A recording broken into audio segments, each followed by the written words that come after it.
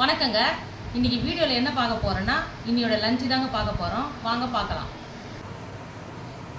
சூடான சாதம்,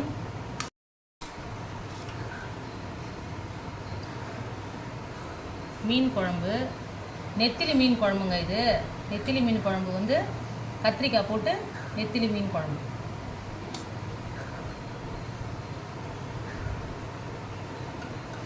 சிக்கன் தொக்கு,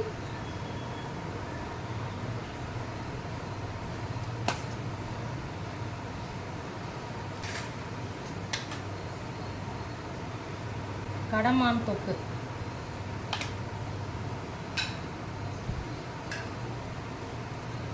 வாழை மீன் வறுவல். என்னோட லஞ்சு, வாங்க சாப்பிடலாம்.